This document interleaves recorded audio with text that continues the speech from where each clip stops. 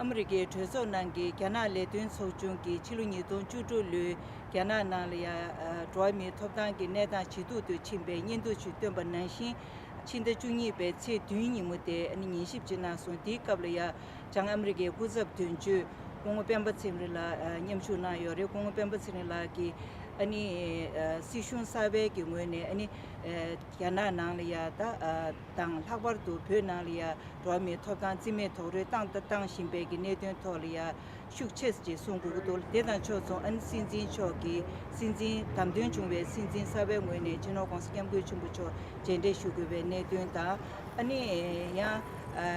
America Trezone, Tenga, Beto Zimbe, Siju, the Mutuni, Chalenta, Tinze Golia, Nesan Shunason.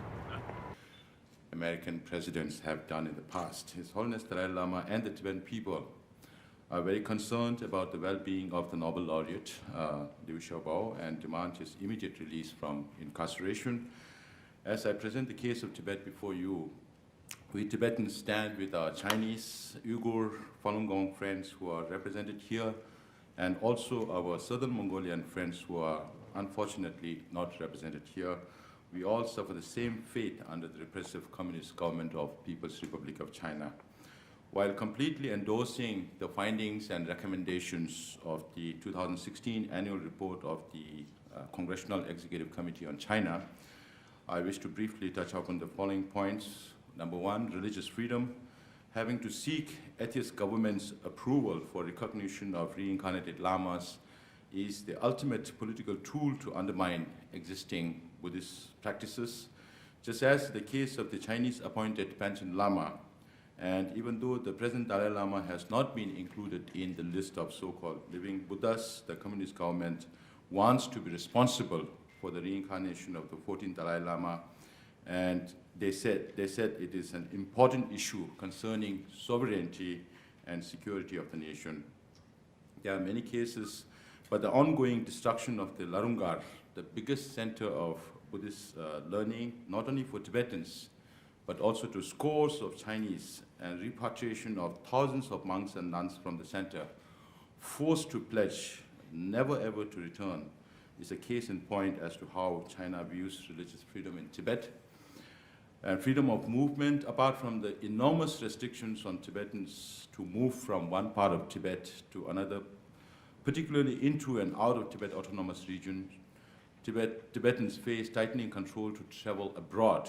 Tibetans who have obtained passports are being recalled, and Tibetans who are already in India to receive Kala Chakra teachings from His Holiness the Dalai Lama in January 2017 have been ordered to return home before the end of December or face consequences. This includes denial of visas to Tibetan Americans to travel to Tibet, and use of counterterrorism as a tool to control Tibetans, and branding allegiance to Dalai Lama as splitters. These are the four things I want to outline.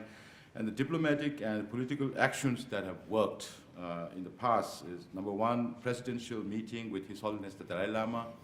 Number two, appointment and the role of special coordinator for Tibet. Number three, hearings and reports of the commissions. Number four, financial aids. Number five, bills and resolutions. Number six, congressional and State Department visits to Tibet and Dharamsala. Suggestions to the new administration in the Congress. Number one, as an integral part of the US policy on China, US should play a pivotal role in highlighting human rights situation in China, Tibet, Uyghur, and Southern Mongolia. Number two, US should advocate for the release of all political prisoners, including Panchen Lama and Liu Xiaobo.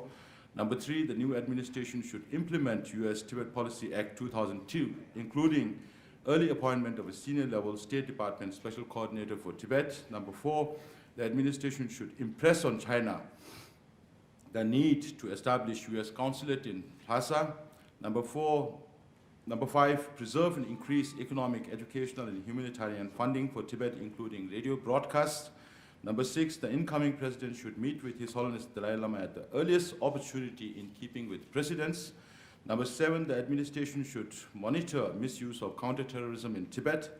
Number eight, the administration and the Congress should urge the Chinese government to resume dialogue with the representative of His Holiness the Dalai Lama without preconditions.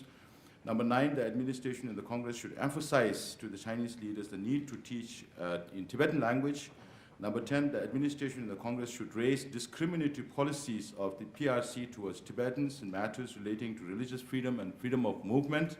Number 11, the Congress should support and adopt the Reciprocal Access to Tibet Bill to promote access of US officials, journalists, and citizens to Tibet, Uyghur, and other minority nationalities. Number 12, the Congress should organize more bipartisan, bicameral visits to Tibet and Dharamsala.